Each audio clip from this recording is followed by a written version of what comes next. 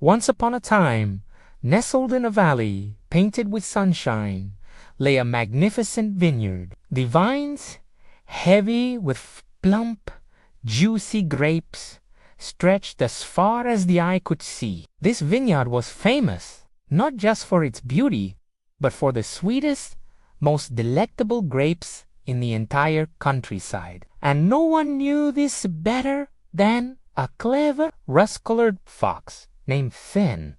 Finn had a reputation for being the smartest creature in the woods. His nose was as sharp as his mind, and this year his nose led him straight to the most prized section of the vineyard, a special patch of moonbeam grapes, which were said to taste like honey and starlight. The farmer, a kind old man named Mr. Gable, was saving these very grapes for the annual village festival. One sunny morning, Mr. Gable went to check on his precious moonbeam grapes, his heart full of pride. But when he arrived, his heart sank. A whole cluster was missing. There were no footprints, no broken vines, just an empty space where the beautiful grapes used to be.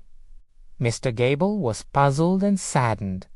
Who could have taken them? The news of the missing grapes spread like wildfire through the animal community. Soon a meeting was called in the old oak meadow. Barnaby the badger, a respected elder, stood on a mossy rock to address the crowd. "My friends," he announced gravely, "a theft has occurred. Mr. Gable's prized grapes are gone, and suspicion has fallen upon our friend, Finn the fox." All eyes turned to Finn, who sat calmly at the edge of the crowd, a thoughtful look on his face. He wasn't surprised. Whenever something went missing, the fox was always the first to be blamed. A young, boisterous rabbit named Pip hopped forward, pointing a shaky paw. "I saw him near the vineyard yesterday. He was sniffing around the fence. I tell you." Finn simply smiled. "It's true. I was near the vineyard. The smell of those moonbeam grapes is irresistible. But admiring is not the same as taking." He looked around at the doubtful faces of his friends and neighbors. "I did not steal the grapes, and I believe I can prove it. I just need a little help to find the real thief." Barnaby the badger stroked his chin thoughtfully. "All right, Finn.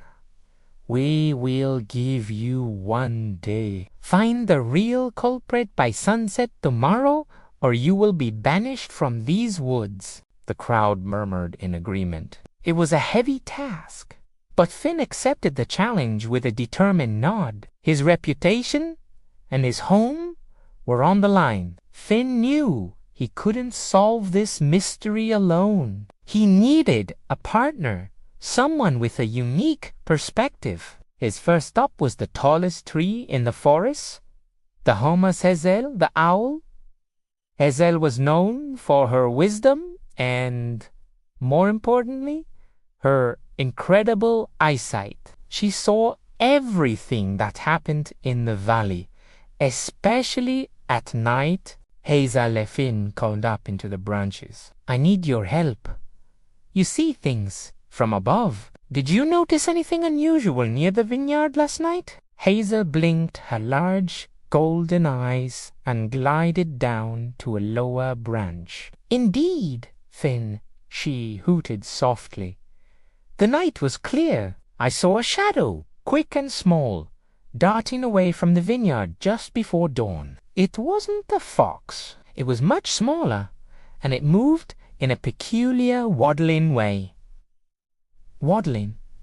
Finn's ears perked up. This was an important clue. A fox slinks and glides. It doesn't waddle. "Thank you, Hazel. That helps more than you know." Next, Finn sought out a creature with an entirely different set of skills. Mortimer the Mole. Mortimer spent his life underground, his tiny paws creating a vast network of tunnels that crisscross the entire valley, even right under the vineyard. Finn found Mortimer's newest mound of dirt and gently tapped on it.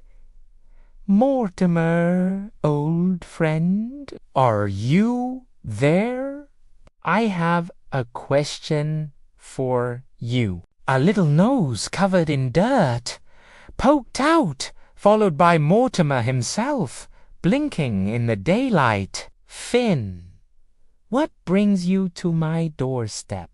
he squeaked. "Mortimer, you know the ground better than anyone," Finn explained. "When you were digging near the vineyard fence, did you feel any unusual vibrations? Did you hear anything from below?"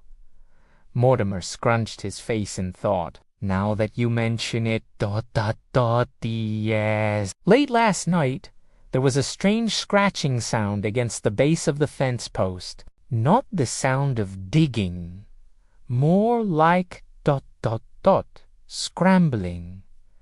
And there was a faint scent, something sweet and sticky, right near that spot.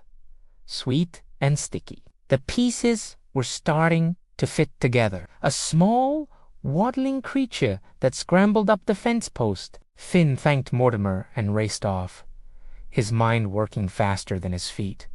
He had one last expert to consult. His final stop was by the creek, where a family of raccoons was busy washing their findings from the night. He approached the matriarch, a clever raccoon named Rena. Raccoons were known for their nimble paws and their habit of washing everything. "Rena," Finn said respectfully, "I'm investigating the missing grapes. I was told the thief might have left behind a sticky trail. Your family has the most sensitive paws in the forest. Have any of you washed anything unusual today?" Rena paused her washing and looked at her youngest son, Ricky, who was suddenly trying to hide behind her. She nudged him forward. Ricky reluctantly held out his paws. They were still slightly stained with a faint purple hue, and clinging to the fur on his wrist was a single tiny grape seed. Ricky looked down, ashamed.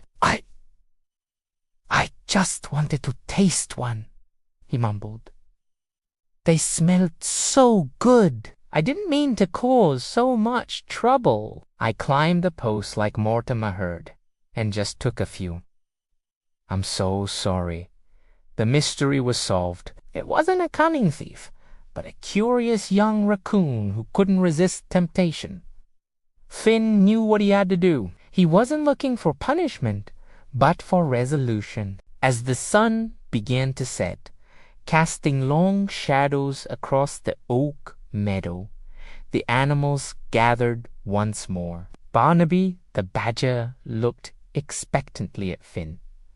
"Well, Finn, what have you discovered?" Finn stepped forward, but he wasn't alone. Beside him stood Rena the raccoon and her son, Ricky, who looked very remorseful. "My friends," Finn began, his voice clear and steady, "the missing grapes have been accounted for. It was not a malicious act, but a moment of weakness from a young one." He explained the whole story. Hazel's observation of the small, waddling shadow, Mortimer's report of the scratching at the fence post, and finally, Rena's discovery of the sticky paws. Ricky then bravely stepped forward and apologized to everyone. He explained that he had been so mesmerized by the smell of the moonbeam grapes that he had acted without thinking. Tomak Amenzrina and her family offered to help Mr. Gable with the harvest, their nimble paws perfect for carefully picking the remaining grapes. They also promised to help tidy up the farm as a way of saying sorry. The other animals were moved by the honesty and the peaceful resolution. They looked at Finn with newfound respect. He hadn't just cleared his own name. He had solved the mystery with intelligence and compassion, without seeking revenge. Barnaby the badger smiled warmly. "Finn, you have shown us that true cleverness is not just about being smart, but about being wise and fair." You have your home, and you have our respect." The next day Finn, along with the raccoon family, went to see Mr. Gabler. They explained everything. The kind farmer wasn't angry. He saw the remorse in young Ricky's eyes and accepted their offer to help. The harvest was a joyous occasion, with all the animals pitching in. And at the village festival, when Mr. Gable shared the story of the clever fox and the remorseful raccoon, everyone learned a valuable lesson about jumping to conclusions and the power of forgiveness. From that day on, Finn the fox was no longer just the clever fox. He was Finn the wise, a true friend to everyone in the sun-drenched valley. He continued his walks by the vineyard, not with suspicion, but with the warm greetings of his friends, his reputation sparkling brighter than any moonbeam grape. Thank you so much for joining me for this story today. If you enjoyed our adventure with Finn, don't forget to hit that like button and subscribe to the channel for more wonderful tales. We love sharing these stories with you and can't wait to see you in the next one. Bye